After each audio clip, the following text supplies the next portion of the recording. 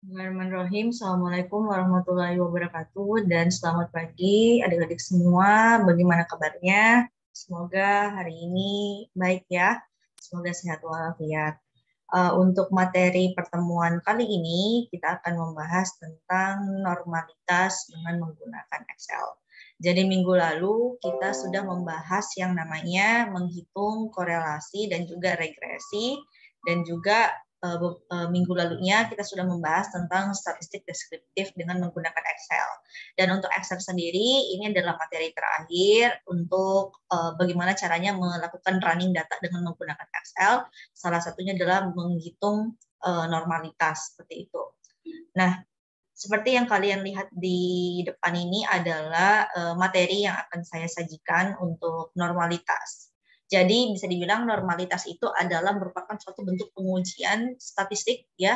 Itu adalah bagian dari kalau kita menggunakan analisis menggunakan regresi. Normalitas itu juga dihitung.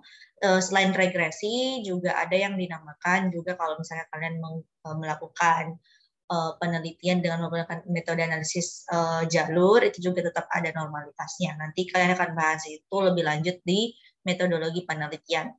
Nah, uji normalitas ini adalah bagaimana caranya kita bisa melihat sebaran data kita itu apakah datanya itu normal atau tidak. Karena kalau kita tidak mendapatkan data kita itu normal atau tidak, alhasil kita tidak bisa melanjutkan uji-uji lainnya. Misalnya adalah uji T, uji F, dan uji regresi linear, dan ada juga namanya uji koefisien determinasi. Minggu lalu kita sudah coba running seperti itu. Nah, uji normalitas ini selain menggunakan Excel ya, seperti menggunakan Excel, ada beberapa aplikasi statistik lain seperti SPSS, PLS, Tata, Word PLS, dan macam-macam. Yang paling umum adalah kita bisa melakukan running dengan menggunakan SPSS seperti itu. Tetapi untuk kali ini kita akan belajar tentang Excel terlebih dahulu seperti itu. Dan untuk tutorialnya saya akan coba memberikan penjelasan secara materi teoritis dulu, lalu nanti kita akan praktek seperti itu. Nah, di sini nantinya kita akan menguji data ini ya, paket data ini, apakah data ini itu persebarannya normal atau tidak. Jadi ini ada X1 yaitu harga. Nah, nanti di Excel kalian perlu mengetik ini, itu harga X1 itu berapa. Nah, lalu kita buatkan kolom seperti ini. Nah, ini urutan kolomnya ada harga, frekuensi, nomor, SNX, Z-score, FX, dan difference, seperti itu. Nah, ini keterangannya kalau frekuensi itu adalah banyaknya variabel yang ada di penelitian, terus nomor itu adalah urutan, SNX itu adalah distribusi frekuensi kumulatif yang diobservasi atau biasa dikatakan probabilitas kumulatif empiris. Lalu ada yang namanya Z-score. Z-score itu adalah ukuran untuk menentukan jarak suatu nilai terhadap rata-ratanya di dalam satuan standar deviasinya. Kalau FX itu adalah probabilities kumulatif normal. Kalau yang tadi SNX itu adalah kumulatif empirisnya. Difference ini adalah nilai mutlak atau absolut. Jadi kalau nilai mutlak, mungkin ini refreshing, nilai mutlak itu adalah nilai yang tidak bisa negatif ya, artinya absolut itu maksudnya adalah tidak minus seperti itu. Nah, setelah kita membuat tabel ini, nanti kalian perlu mengurutkan data tersebut dari yang terkecil hingga yang terbesar seperti itu. Nah, lalu nanti di sebelah kanannya kalian akan menghadapi yang namanya beberapa rumus yang perlu kalian baca. Sebenarnya dari rumus ini kita sudah menentukan apakah data tersebut normal atau tidak. Namun fungsinya tabel ini adalah untuk melihat apakah dari persebaran data-data ini apakah frekuensinya sudah bagus, SNX-nya udah bagus, Z-score-nya udah bagus, FX dan difference-nya udah baik atau tidak. Seperti itu. Nah, ini ada rumusnya count ini untuk menentukan berapa banyak sampel datanya, average ini adalah rata-ratanya, terus STDF ini adalah standar deviasi atau simpangan baku, max ini adalah untuk menentukan ini ya nilai terbesar seperti itu. K7 ini adalah untuk menentukan apakah nilai Kolmogorov-Smirnov itu nilainya seperti berapa gitu tabelnya gitu. Nanti kita akan lihat di praktek seperti itu. Nah, untuk menentukan normalitas ada yang dikatakan menggunakan metode Kolmogorov-Smirnov. Mungkin kalian bisa refreshing, ada metode Lilliefors ya dan segala macamnya. Tetapi untuk kali ini kita akan membahas tentang Kolmogorov-Smirnov seperti itu. Karena itu yang paling ini ya. Oke, ini semua kebanyakan praktek. Kita langsung saja untuk praktek supaya lebih paham lagi. Saya stop share.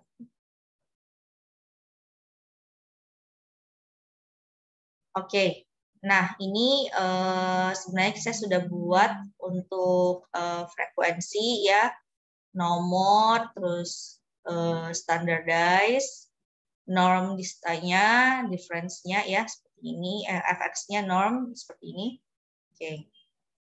Nah sekarang kita mau lihat untuk n-sample. Nah n-sample ini didapat dari mana ya?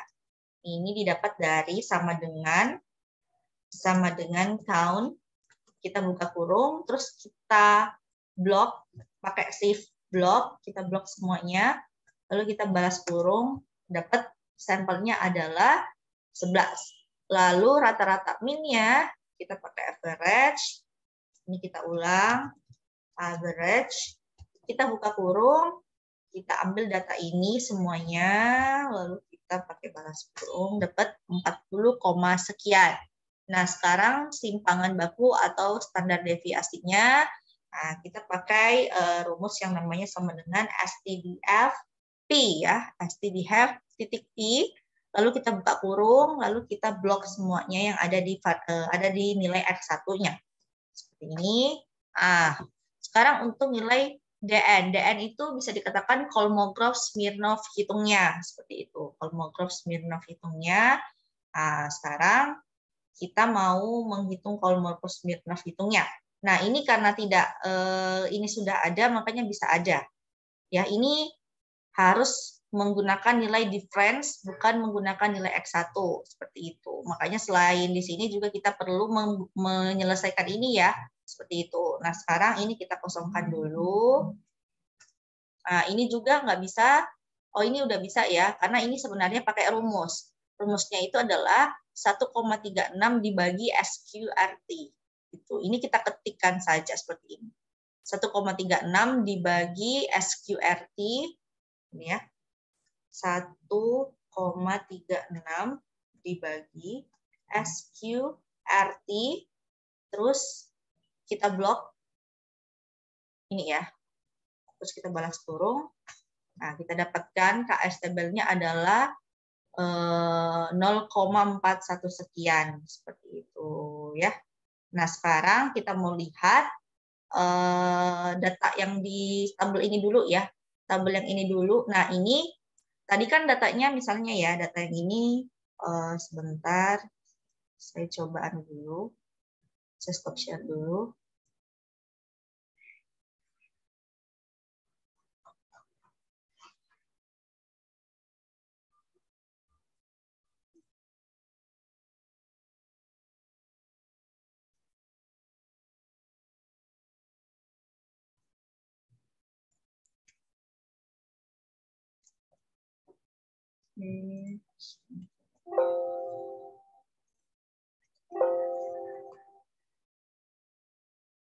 Ya, saya coba dulu.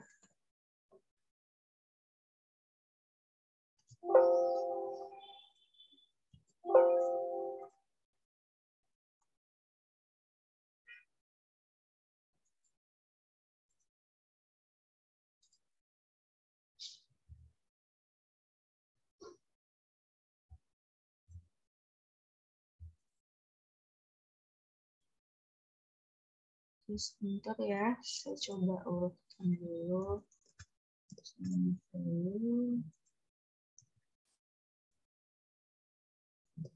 Oke, kita share screen dulu. Nah, ini misalnya datanya saya coba acak ya, datanya saya coba acak.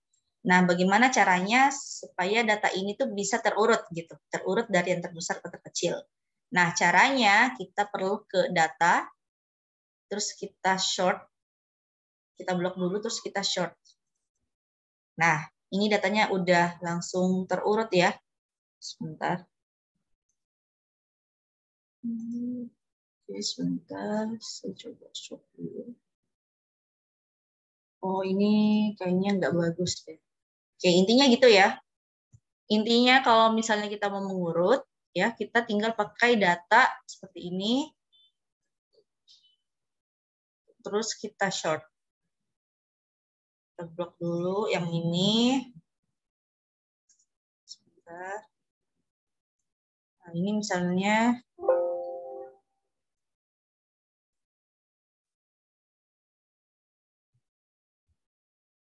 oh iya, ini karena dia tidak gini ya. Jadi ini dari besar terkecil, kalau dari kecil terbesar seperti ini. Nah, ini terurut lagi yang terbesar ke terkecil. Otomatis di bagian sininya juga terurut dari yang terbesar, dari yang terkecil ke terbesar. Seperti itu ya. Oke, selanjutnya kalau sudah diurut seperti ini, nah kita mau ini ya, kita mau melihat frekuensinya karena frekuensi masing-masing ini cuma 1, ya sudah kita tulis 1 kop ke bawah. Terus ini nomor, kalian tahu lah ya caranya itu adalah kita mengurutkan ini 1 ya, terus ini 2 seperti ini, lalu kita drag ke bawah seperti ini. Nah, kita urut 11. Nah, sekarang SNX-nya. Nah, SNX-nya ini didapat dari mana? Nah, ini urutannya yang urutan dibagi jumlah sampelnya seperti itu. Jadi misalnya kita ambil nomor 1, lalu kita bagi sampelnya seperti ini, kita dapatkan 0, sekian, lalu kita drag. Kita drag hasilnya ke bawah seperti ini. Nah, ini sepertinya ada yang salah. Oke. Oke, sebentar. Oh, salah ya. Sebentar. Saya coba unduh terlebih dahulu.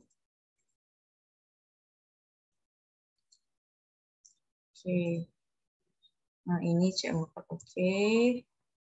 Oke. K2 oke. Oke, ini ya. Nah, kayak gini. Jadi tinggal copy aja ininya ke bawah. Copy aja nih ke bawah supaya sama-sama kedua. Gitu. Nah, selanjutnya adalah z-score-nya. Z-score-nya ini kita pakai rumus yang namanya standardized. Sama dengan standardized, A3 ini adalah nilai ini ya, variabelnya 25. K3 ini adalah mean, yang ini mean. K4 ini adalah simpangan baku, lalu kita tanda kurung gini. Nah, seperti ini ya. A3 seperti ini, terus kita titik koma bawah, terus min-nya titik koma bawah, lalu standardize seperti ini ya, standar dev ya. Nah, ini terus kita enter. Nah, nanti kalian boleh copy paste rumusnya ke bawah seperti itu ya. Nah, seperti ini hasilnya minus ya, gitu. Terus selanjutnya adalah F-score-nya. Nah, F-score-nya ini kita pakai yang namanya norm titik dist ya, DIST gitu ya. Nah, ini kita pakai A3, K3, K4, D3. Nah, ini dari mana semua? Nah, ini kita coba ya. Nah, sekarang kita mau menghitung dulu, kita mau mengeblok dulu A3. A3, K3, K4, D3 gitu. Oke, sebentar. A3 datanya. Terus selanjutnya min. Kita klik min, terus titik koma, lalu standardize, lalu titik koma, lalu nilai SNX-nya, gitu ya, frekuensi kumulatifnya. Nah, seperti ini. Oke, nanti kalian bisa copy ke bawah datanya semua. Kayak gini ya. Nah, oke. Nah, seperti ini. Lalu selanjutnya adalah difference. Nah, ini yang saya bilang difference ini akan menjadi syarat untuk menentukan nilai Kolmogorov-Smirnov hitung di sini. Seperti itu. Jadi caranya kita pakai rumus yang namanya sama dengan ABS F3 yang ini dikurang D3 yang ini. Gitu ya. Jadi coba ABS dalam kurung ini dikurang ini D3 ini. SNX-nya balas kurung. Oke, seperti ini. Nanti tinggal copy paste ke bawah ya, ke bawah seperti ini. Nah, setelah difference-nya udah siap, ini semua sudah terpenuhi, baru kita bisa menghitung yang namanya DN ya, namanya DN. Nah, tadi rumusnya apa kalau dia DN? Nah, kalau kita mau menghitung yang namanya DN, kita pakai yang namanya max ya. Kita hitung pakai yang namanya max, kalau nggak salah. Max, sebentar, max. Oke, sebentar. Oke, sama dengan max, dan kurung, kita blok yang difference tadi, lalu kita balas koma seperti ini. Nah, seperti ini.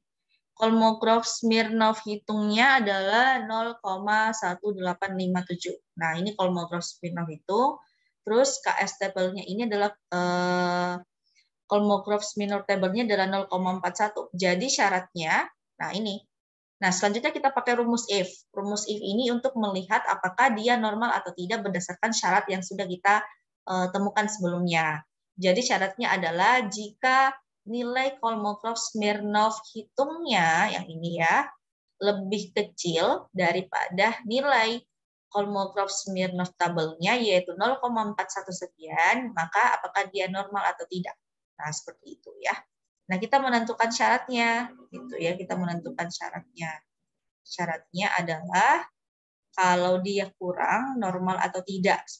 Nah, kalau dia lebih kalau dia lebih kecil daripada anunya, nah seperti itu ya.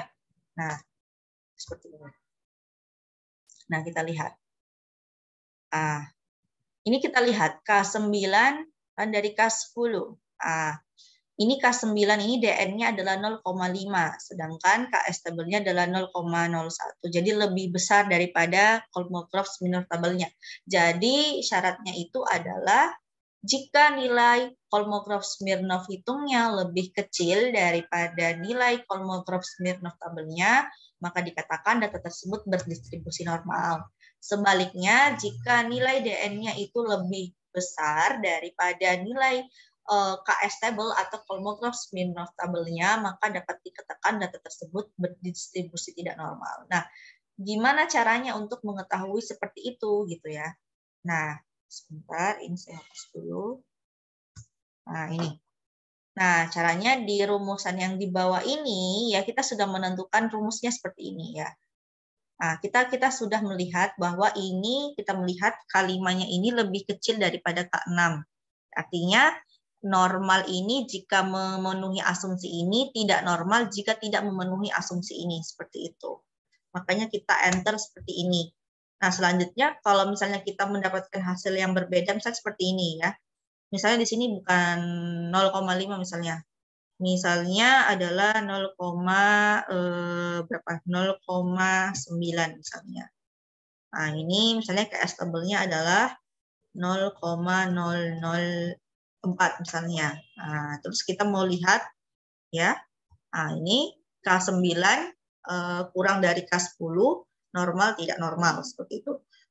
Nah, ini ya. Nah, ini if kita blok, terus kita pakai tanda kurang lebih, terus seperti ini ya. Lalu pakai ini ya, titik 2 seperti ini. Lalu kita pakai ya sebentar. Oke, lalu kita pakai titik 2 di samping. Pakai petik ya, petik normal. Ada juga komputer yang memang tidak pakai petik 2, pakai petik 1 gitu. Itu tergantung. Lalu pakai titik 2, lalu pakai ini ya titik 2 tidak normalnya seperti ini. Lalu balas kurung enter tidak normal seperti itu ya. Jadi sebenarnya antara dua ini tabel ini dan ini sebenarnya lebih bagus kita menyelesaikan dulu yang tabel ini, lalu kita menyelesaikan yang statistik. Gitu. Bisanya seperti itu. Tapi memang seperti penjelasan saya sebelumnya bahwa ada beberapa yang sudah bisa kita cari. Misalnya adalah M-sampel-nya, nilai min-nya, nilai simpangan bakunya, dan nilai KS table-nya ini sudah bisa kita cari. Karena persyaratan nilainya itu sudah ada di atas. Di sini juga sebenarnya sudah bisa kita cari sendiri gitu. Cuman memang sampai di sini saja bisa kita selesaikan.